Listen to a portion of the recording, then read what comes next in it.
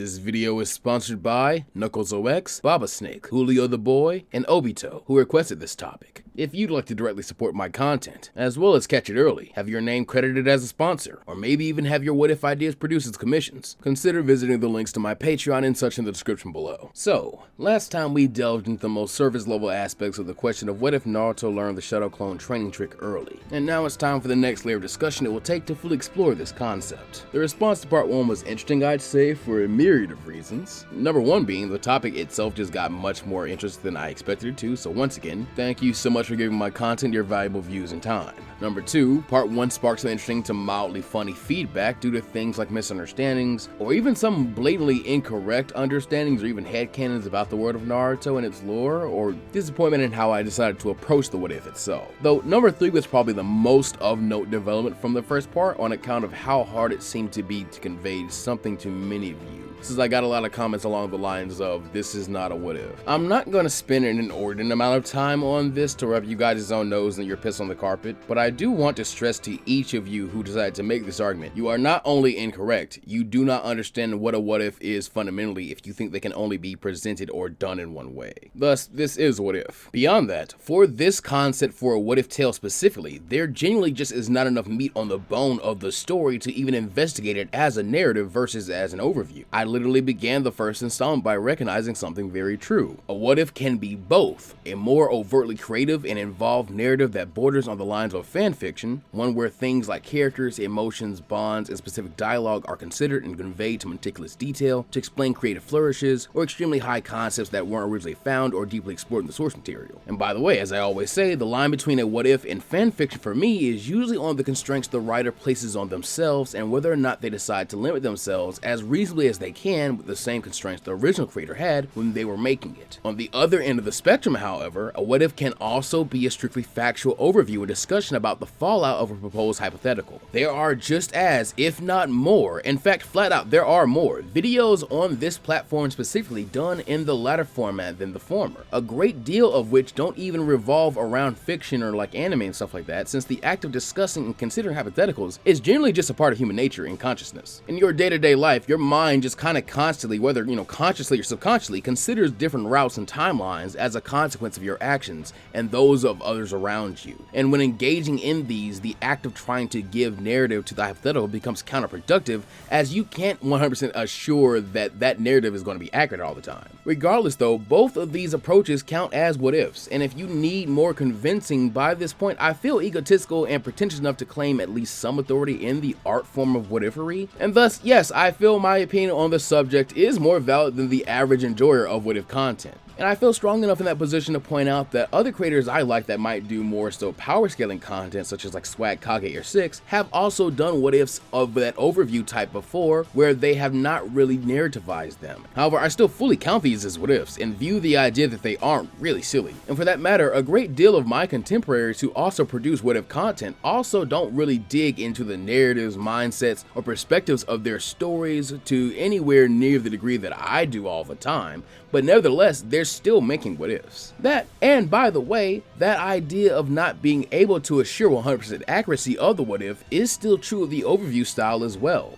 They are both equally valid and can be used at different times to different effectiveness, and it's pretty much up to the creator to discern when and where that is. The key difference in tell being that the story needs to have an interesting draw that justifies narrativization. For example, if a what if is literally just about a character growing exponentially and being unable to be threatened or challenged, giving it a narrative only serves to really waste time. Some stakes and interest and even comedy can be derived from situations like this, but even then, it's to varying degrees and it still depends on the concept. Since that said, I'm aware some people enjoy these kinds of stories where characters can only be described as overpowered and there aren't really a lot of things that truly challenge them, but that's just what you're drawn there for the story for. But that's not really the kind of content I make or like writing for one thing, and for another, this story wasn't even well suited for that. Since it doesn't just result in a single overpowered character that kind of messes with the story, it results in a god entering the machine, something you usually want to avoid at all costs when writing anything for the most part. Even the person who commissioned the video video series originally recognized in their prompt to me that the story would not be very interesting as a narrative, especially from my style, because you just essentially couldn't have stakes that weren't wholly manufactured and shallow. Thus, a discussion style video was much more desirable for them. And to that extent, it's still completely possible to get me to do this in a narrative style. I would just maintain the position that I don't think is well suited for it. This is what I mean by it seemed to be hard to convey things to people. I don't think a lot of you grasp how wildly broken and ill-fitted for a story this concept really was. That's what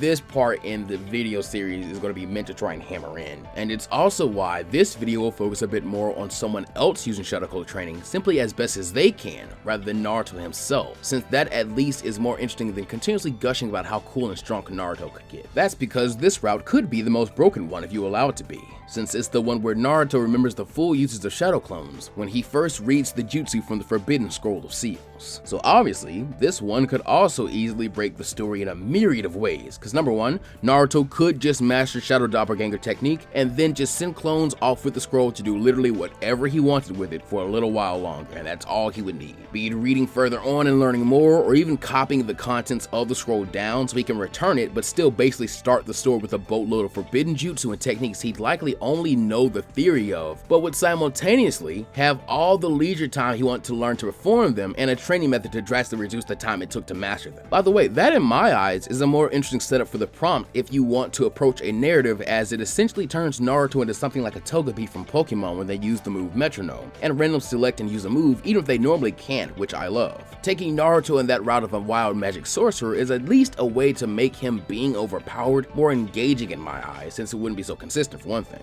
The only real limits of that setup being the number of jutsu we canonically know are in the Scroll of Seals really. But I'm still not even talking about that. Just as I said the first time, not only could Naruto with this setup break the entire story while using no other forbidden jutsu, but Sakura, a character so commonly looked down on and spit on by some members of the fan base as useless and weak, could rather easily do so as well. Let's explore, shall we? The story beyond the learning of the Shadow Clone would likely stick close to canon past the Bell test, leading up to the first act of the Land of Waves arc. I think since Naruto and Team 7 do no real on-screen training during this time, only Dean rank missions which serve as a form of training on how to operate as a Genin ninja / how to operate as a team rather than actual combat training, nothing of note really changes. By the time we reach the appearance of Zabuza and Haku, however, this Naruto would already be set to change the course of the story going forward completely, since he would essentially be the creator of the Shadow Clone training method in this verse just by knowing how it works and knowing how many clones he can spam, which, as I've said, could affect his teammates pretty drastically. Even if we didn't go the full route of them using Shadow Clones as a main combat jutsu and training method the way Naruto employs them, this remained to be the case, and this would be discovered and exemplified during the tree walking chakra control exercise. There is actually a line during this training, as well as Ebisu's lecture to Naruto, that I think are pretty key to understanding the true path to power in the ninja world: extreme levels of chakra control. That sounds basic and anticlimactic, but it's generally extremely true. Hack's abilities like Kekkei Genkai and clan techniques are great, but ultimately, even wood release, Hashirama cells, or being a Jinchuriki is completely useless to you, if not outright counterproductive, if you lack the necessary chakra control. It's again very much like a concept covered in One Piece, where having a great devil fruit or a fine sword are great and all, but they mean absolutely nothing if your haki is too weak to keep you from being blown away into the sea or having your sword stolen or broken by a superior opponent. In fact, by Kakashi's statements, a subpar control of your chakra can literally cut the effectiveness of both your jutsu and your overall use of your chakra to enhance yourself in half. Or if you're just too bad in general, it may just fail entirely, such as Naruto's various attempts at the regular clone genjutsu, despite it requiring far less chakra than jutsu that create physical clones through a medium. This concept also suggests that the vice versa is true though. Having chakra control above what's necessary can increase the effectiveness of your techniques by double or more. And that's not even taking into account things like your opponent's defenses to those techniques and their amped effectiveness. We even see this in action really early on in the series, with characters like the third Hokage and Orochimaru, former top dogs of the verse who used to define it through feats like the pressure and control of their chakra being so great it could affect the environment around them when they pulled it to high tension. They were also both characters very much focused on knowledge and the improvement of the basic and fundamental skills into something grander, be it through darker means like Orochimaru or the Diligent Will of Fire. For example, the third Hokage was only making a couple clones during that fight with Orochimaru, though because of his power, experience, and control, those clones themselves are likely a lot stronger than some ninja are just at their full power, being able to take on Edo Tensei versions of the second and first Hokage. So to return to our game analogies, if you're only dealing half damage against an opponent due to lacking control, and they're able to buff their natural durability over twice what it usually is due to their superior chakra control, then it results in those gaps in powers we see between the average unnamed background ninja and named characters with actual powers and abilities that we spend the time to explore. This is also why what in retrospect seems like such simple training was so effective during the Land of Waves and beyond. We often joke that tree and water walking should be in the academy curriculum, just as standard things to learn like cloning and transformation, and I still agree with that. But something could be said for a Jonin sensei placing really heavy importance on chakra control training exercises, as something not just for academy students or genin or weak ninja. Everyone should always be doing them, especially if they want to get stronger and not die in the ninja world. Another of the arguments I've so far seen commonly was pushback on my defense of Naruto's growth by some who claim things like he had no feats or such to justify the idea that he did not get notably stronger, much less the 10 times or 100 times like I was suggesting in the reference to Dragon Ball or One Piece I made. But again, just this Kakashi statement linked with his later praise of Naruto during the second bell test means that those estimates are wholly possible factors of growth for Naruto, since we know his chakra control indeed got better. All that said, how does that make Naruto broken, or much less Sakura broken now, since I'm 10 minutes in? I mean, she mastered tree walking instantly and didn't really get much out of the training, not even a noticeable increase in her stamina or speed or anything, since she didn't have to exert herself to complete the drill and was even able to give Naruto advice. The thing is, what if that changed on account of Naruto's progress? Naruto and Sasuke were figuring out how to tree walk at around the same pace, and it ultimately didn't take them all that long in the first place to get much benefit out of the exercise in terms of increasing their control by wild amounts. But even so,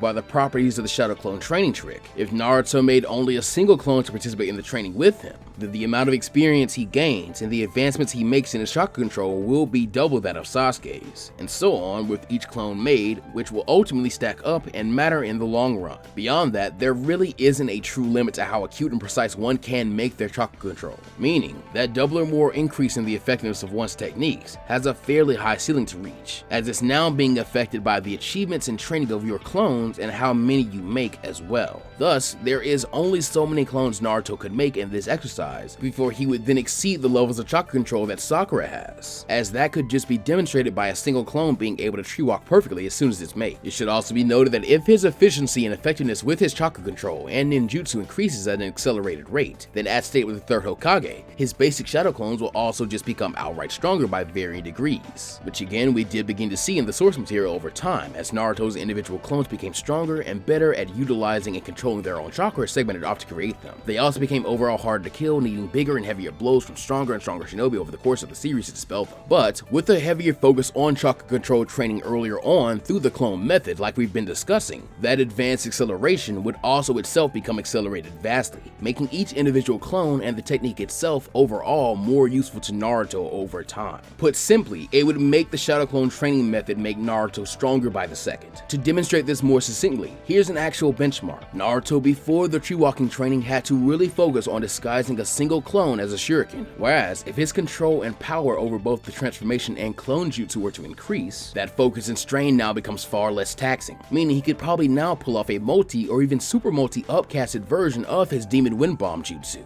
which alone would probably serve as an easy arc finishing move against the likes of Zabuza, Haku, and Gato's thugs, and honestly would probably continue to serve him well up until the tuning exam, since I could easily see it mix into the 2K barrage. Naruto would essentially be throwing a single enhanced clone harder and faster than Sasuke could beforehand. Then he'd surge chakra into it to multiply it so that aiming no longer matters until the third stage of the technique, where the shuriken all turn back into Naruto's, and then either throw hands or maybe throw each other, or the contents of their weapons pouches, which could include more shuriken, kunai, or even explosive attacks. Not only that, but Naruto could also put a basic chakra coating enhancement on the shuriken throw to give it that classic glow of high-level ninjutsu, making the attack all the more devastating. To put that in perspective for you, with just tree walking training, we've just taken one of Naruto's first moves ever, his most basic maybe B-rank shuriken technique or nin/buki jutsu, whatever you may classify it as, and we've just made it rank up to A class at the very least. Hell, we spent all that time in the first part discussing the underutilization of the elemental releases by Naruto, but applied to the Demon Wind Bomb / Multi-Demon Wind Bomb jutsu, it could raise this hypothetical A rank jutsu for Naruto into an S rank. Like a wind-style Multi-Demon Wind Bomb jutsu would obviously increase the speed, range, and cutting / blowback power of the technique, while if you learn the other releases, you could possibly achieve other effects like extreme cutting power,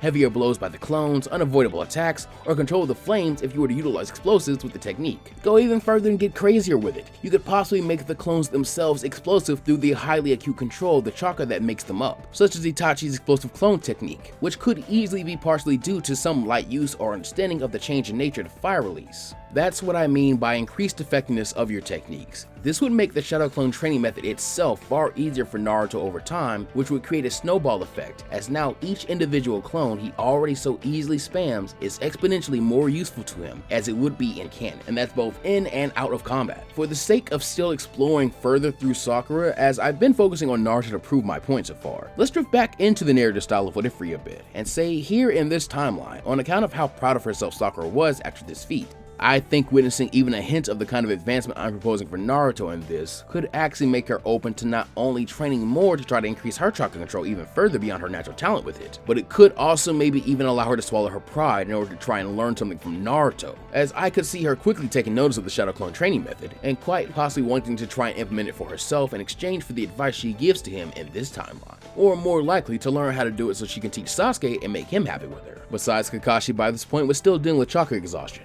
and Sasuke many a time was trying to train on his own in private, so it is also not as if Naruto and Sasuke would never have the downtime or a moment alone in order to facilitate this, since Kakashi could forbid the teaching of Shadow Clone to a non-Jinchuriki genin, whom could put herself into chakra exhaustion if she wasn't careful with it, since it is more than likely to take half or more of her chakra to even pull off the jutsu to craft a single clone, and Sasuke on the other hand could present a social barricade to this happening, since in these early days, Sakura's behavior was influenced mostly by attempts to appease and gain the attention of Sasuke, which made her originally feel like giving attention to Naruto was counterproductive for her. Beyond that, this isn't the part I want to explore Sasuke's possible relationship with clone training in just yet, because obviously if he was able to see Naruto go from pulling off their combo trick by himself to evolving into an A+ to S rank technique again by himself, he would of course train all the harder to do the same. And with this single proposed change to the timeline, the entire story is irrevocably changed forever, as you would now have a Sakura who understands the Shadow Clone Jutsu and the training method one can use with it as a genin, and you'd also have a Naruto with a likely better understanding of how to control his chakra, and a better understanding of just how crucial and beneficial acute and precise chakra control training can be thanks to Sakura's tutelage than he originally got, making both of them overtly stronger than their canon counterparts at this time due to an overall minor bit of collaboration, since as I said, it literally only takes a single clone to double your experience gains during this training, and this is training Kakashi claimed could have made his students twice as strong if performed correctly. Thus, you now also have a Sakura who could be 4 times as strong, fast, and effective in the use of her few ninjutsu during this point as her canon counterpart had, and a Naruto who could at least be 4 times as strong, fast, and effective as his canon counterpart, if not infinitely more so.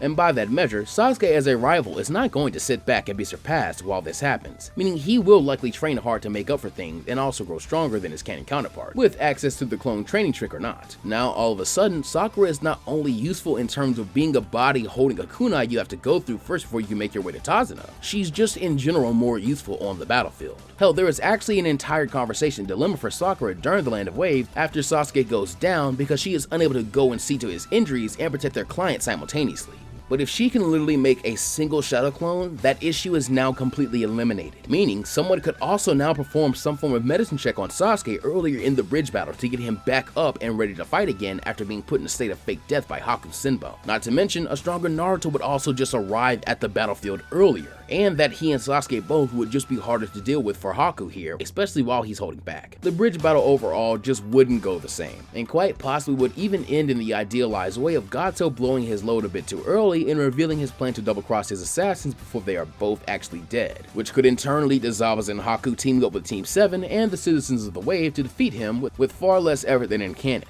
ending the arc with Naruto and Team 7 having missing ninja out there in the world as dubious allies, rather than dubious inspirations to them to not be used used as tools. But again, no matter what, the Land of Wave mission is now rendered an easy win, though even so, the experience gains from it are magnitudes more valuable than they were in canon. And we've yet to do anything all too drastic other than showing Sakura how to make a single shadow clone, and having Naruto use the clone method during the tree-walking training. However, they're both arguably already the MVPs of the story. Next, of course, would come the tuning exams, which once again, each of the teams said in Guinea would perform way better in. In fact, Naruto is more impressive and likely even boasts an even better control of Kuro's chakra to throw around at this point, while Sasuke, trying to keep up with his teammates and now with his Sharingan, is also doing all the better. But what about Sakura? For the sake of argument, we'll grant their growth is likely not enough to avoid Orochimaru or Sasuke's curse mark being bestowed on him. So Sakura's next major test would come when it's time to defend her team from the Sound Ninja, which she of course would also pull off pretty admirably, since she was able to buy the required time needed in canon already while basically having nothing to defend herself or her teammates with. So a Sakura 4 times as strong may be able to do a lot more.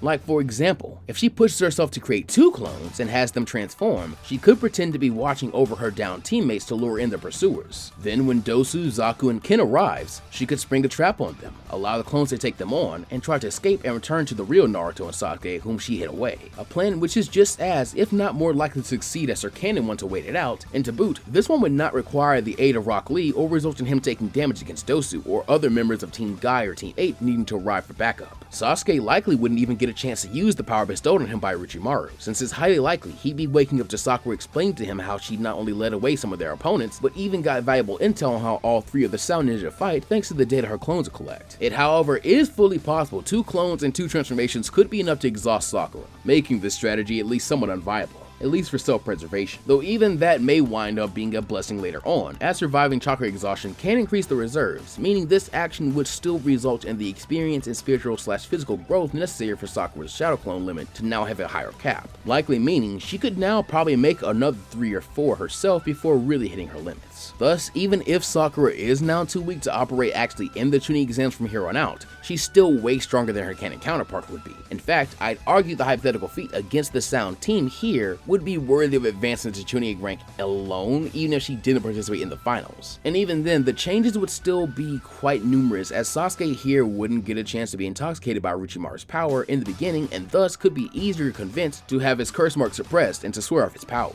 And even then, this is if we accept that this lowball Sakura would be too tired to participate any further in the exams, since if she does fight Ino, this version of her would win without a shadow of a doubt, meaning she would also then earn herself a month of training under a ninja with some form of expertise or a specialty which Kakashi feels could benefit her, and she could do it while still having access to a watered down version of the shadow clone training method that isn't even really that watered down in the grand scheme of things. Note that Kakashi only really said the shadow clone training method could only work for Naruto the way it did for Naruto, but he did not actually say it could not work for anyone else if they tried to employ it. The results just wouldn't be nearly as broken, even though I'm asserting to you they would still be pretty damn broken. As again, even if we stick to the hard limit of a single clone and stress that she can't keep them out anywhere near as long as Naruto's clones, this would still mean she would have at least double the training time her contemporaries had access to other than Naruto. And meanwhile, options like Kurenai are completely available to Sakura as a temporary sensei, as she would likely have no students in the finals other than Shino, and more importantly, would be able to capitalize on Sakura's highly acute chakra control, and by association, her untapped genjutsu affinity because of that chakra control, all of a sudden giving Sakura a brand new way to fight and weaponize her chakra alongside her added shadow clone jutsu and increased base stats. And again, she's getting at the very least a couple of extra days, or maybe even 2 whole months to train instead of a single one. At the same time, genjutsu requires chakra control training to a higher degree, so it is also likely that she would also engage in more of it, further refining her control and making herself more efficient in how she uses her chakra, and therefore more powerful and less wasteful with it.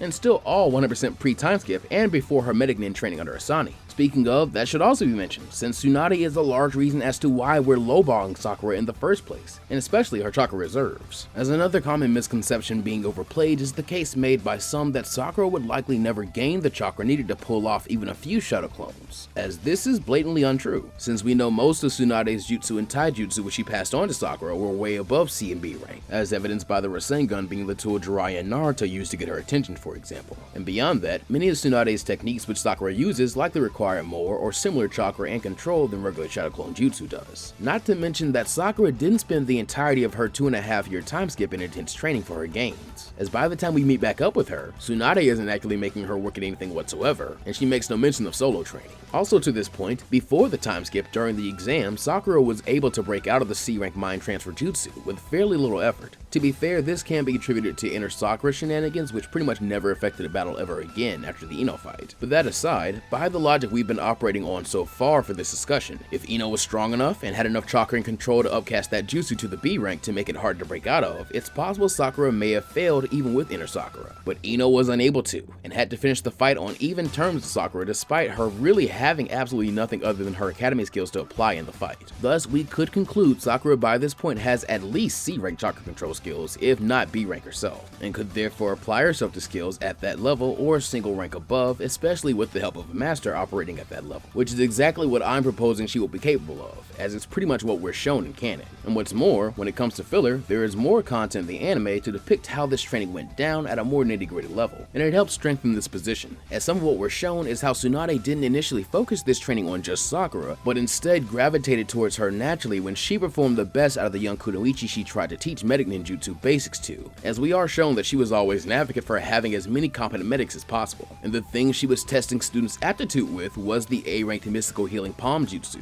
which that filler also displays Sakura performing with near perfect mastery while she still appears in her pre-time skip look. This would suggest that around the time Sasuke and Naruto had the wherewithal to pull off A-ranked jutsu like Rasengan and Chidori, Sakura truly wasn't all that far behind them as suspected, as she could use an A-ranked jutsu, just not a defensive one. Her skills and sole asset remain to be her chakra control. So arguably, even from the beginning, it's equally likely that Sakura could actually employ much more than a single shadow clone during her training, as there is no need to use a high-level multi-shadow clone jutsu to gain the benefits of the clone training method, meaning I don't actually have to lowball Sakura here. She could get way more than just twice or 4 times as strong as her canon counterpart, and it would still be completely within their own possibility, because that's how broken clone training method actually is, as we're still only talking about the training for the Chunin exams arc, but the consequences of it would bring about power greater than that of Shippuden. Like, Sakura here just gets to take anything she wants from Kurenai and basically become her Shippuden version of herself, but with genjutsu by this point already, as this is still way before achieving and participating in any kind of medic nin training. Like Naruto and Sasuke, for example, with much more talent and far better teachers, were only able to pick up 1 or 2 techniques during the month of downtime.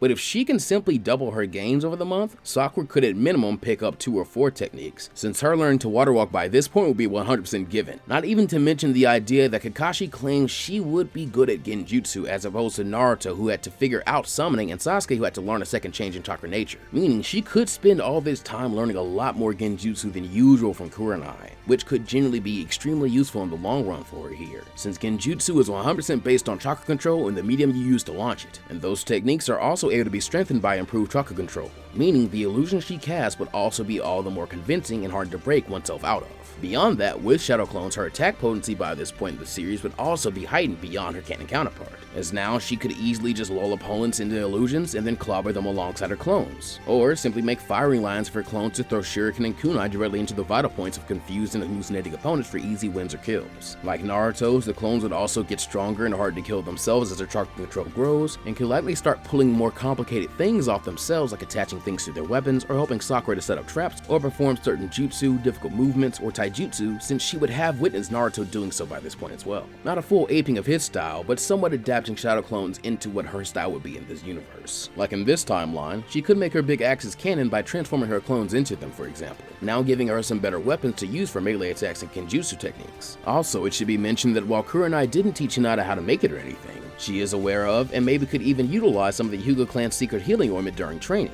especially if she makes up for her team losing in the exams by having them join in with Sakura for training, or at least just Hinata, since Shino for sure will be excluded, which would, by the way, even if it's only a few members of Team 8, vastly increase her gains by pretty exponential amounts. To be fair, Hinata was injured during this time, but there's still things she could help out with aside from his sparring. And even then, there's still Kiba. Regardless, that concept alone could probably be better explored in a concept like what if Sakura beat Ino, where I'd have more time to sit and really focus on just this idea in this time period. But speaking of Team 8, this also brings up food pills from Kiba, which could help with training and become a valuable weapon in Sakura's arsenal for both combat and support. But this also brings me to the point I really wanted to make: Sakura's cooking, and by proxy, her medicine or poison/antidote crafting abilities, which could also be vastly enhanced by this training and experience and engaging in it with the clone technique. We know there are techniques and recipes/formulas in the ninja world to craft signature foods or concoctions that have different effects on a person, like the food pills or the Akimichi version of the food pills, for example. There are also just straight up shinobi steroids, and even special poisons and such that have different effects. These things all, for the most part, would draw from some similar concepts of chemical composition, understanding, trial and error, and the ability to follow a recipe.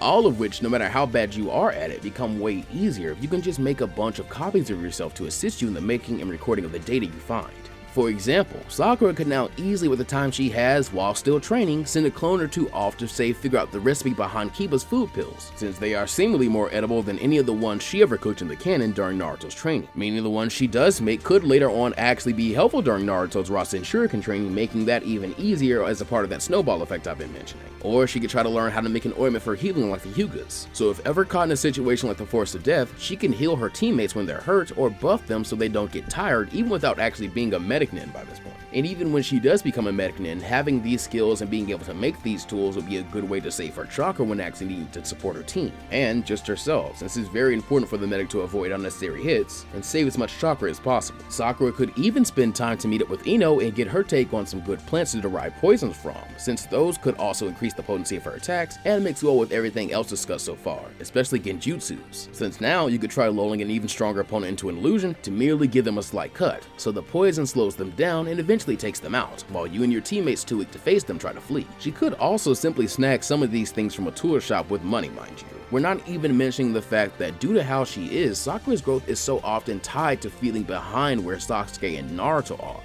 So if she's already using clones for training and simultaneously learning how to do things like cook or look after her teammates better, she could go and offer them her aid during their training to simultaneously help them out, and maybe do a cheeky bit of spying on what they're trying to advance on. Thus, you could already be planting the seeds for this version of Sakura to have some form of interest and knowledge beforehand about both changes in chakra nature as well as the summoning jutsu, skills which could pretty easily push her even further beyond her canon counterparts, since I'd easily place her on the same level, if not easily higher than Kunoichi like Tenten, Tamari, or maybe what I assume Kurosuchi was like during part 1, since the clone training and experience we've discussed so far would also mean a vastly improved battle IQ and mental fortitude compared to the canon counterpart as well. Hell, on top of this, if Sakura arrives early enough, she could witness Kakashi utilizing the 8 inner gates during his own training after having seen Lee do so, which opens up the entire can of worms of Sakura with even budding access to the technique, which alone is a story-breaking concept, with no real need to include Shadow Clone training in the equation. In fact, Sakura should probably by this point just be compared to her male peers, since her next real opponent on account of the exam finals likely being uneven and having a wild card if she got through would likely end up being Gaara in some ways, since the Leaf Crush would likely kick off before said wild card match anyway. But first off, with better chakra control, Team 7 are just never caught the genjutsu in the first place, making them quicker to act. Second off, when Sakura catches up to Gaara and Sasuke, she's initially able to throw hands and actually would be able to do quite a lot.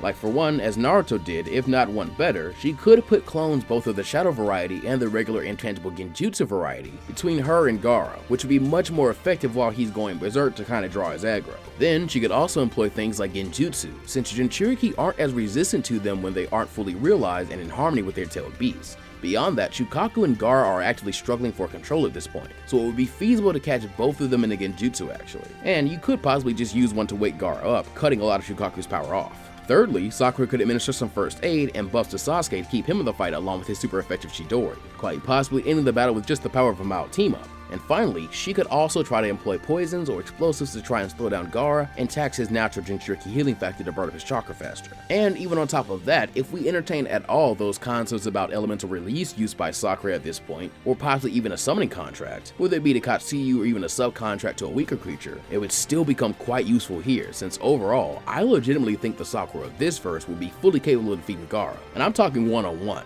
Especially if she receives help from Sasuke, and definitely if she gets any aid from a stronger version of Naruto who would arrive to the battle even faster. Sakura then wouldn't really have any training or a real opponent for the rest of part 1 other than arguably Sasuke if he decides to leave here. But if anything, he would be even more incentivized to learn Shadow Clone training method himself, since that would be a more proven method to make the weak strong as opposed to the curse mark. In fact, here he likely would have never gotten a chance to even use it. But even if Sasuke did try to leave the village, this version of Sakura would not not only have the intuition to sense that he's doing so, she would legitimately just have the strength and power to stop him, all on her own, just because her chakra control would likely be so much better than his, and she'd have a myriad of tools, weapons, and techniques to challenge him with. And even if she didn't have the necessary power to just knock Sasuke out, she would at least have what it takes to make the act of getting away from her be so much harder for Sasuke that their scuffle would draw attention and make his leaving the village far harder, as someone else could join the fray, truly making all her part 1 training so far pay fully off, and in the process freeing this chakra control focused shadow clone training method using Naruto to continue snowballing his path right on to the greatest, most powerful Hokage and pretty much shinobi ever, since he just won't need to worry about Sasuke.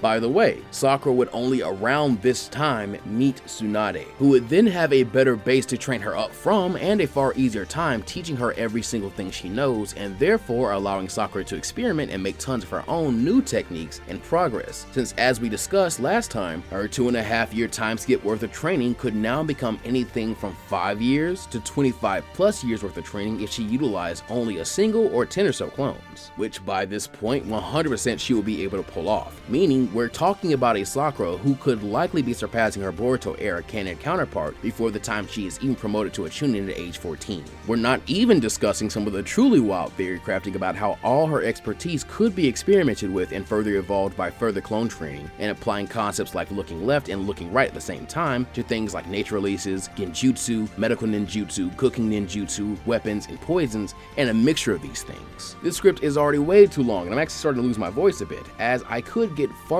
into concepts of things this version of Sakura could reasonably pull off, but I will quickfire them at you, like making a version of the Akimishi food pills that could work for any shinobi, or a combination of techniques and releases like water-style mystic palm jutsu to make poison extraction and healing easier via direct control of osmosis, or a medical genjutsu that the caster uses to possibly see an accurate image of something that they don't have the equipment for, like an x-ray or a map of the chakra network. And we definitely do not have the time to get into the broadly interesting topic of how it would work when infusing one's taijutsu with different nature releases, along with monster strength, but just off the top of my head, using earth style as a kind of trimmer / seismic sense to avoid the need to look at a Sharingan wielder, for example, again making Sasuke easier to pursue and catch here if he does escape, or maybe mixing the illusionary nature of yin release into taijutsu to make your feints and fake out attacks more effective. And not to mention further, the Sakura in this verse would probably be pretty instantly ready chakra and control wise to begin storing chakra in her own 100 healing seal as soon as she meets Tsunade, in fact, which even though it wouldn't benefit from the accelerated hours put into her training through the clone training method, her overall use of the seal and all her other techniques, both canonical and proposed for this hypothetical, would all be far more effective here, and would likely have upcasted versions which border on the higher ranks of ninjutsu, taijutsu, and genjutsu. This is why I chose to focus on Sakura next, and help stress just what I mean by how game-breaking this concept is applied to just Naruto at any earlier or more fleshed out point in the series, let alone letting anybody else get even a crumb of it. And the issue would still remain, as even if there were other antagonists and stuff using the ability like Sakura is, well, Naruto would still be at the top of the verse, having snowballed his way all the way up there, and he would be able to take them out anyway. So again, there just aren't any stakes. As all things considered, I was pretty realistic and conservative with how this could go. Nevertheless, this goes to show with the use of the Shadow Clone training method, not only do you make Sakura into the ultimate successor of Tsunade far, far sooner, but you would put her in a position to also sooner surpass her master and begin defining and creating her own genius level advancements with all her many skills and their different applications to go for the higher title of the greatest kunoichi in history, as this Sakura would be very hard to ignore by gods like Kaguya. However, the key to it all would forever be Sakura's skill in chakra control and the Shadow Clone jutsu taught to her by her friend.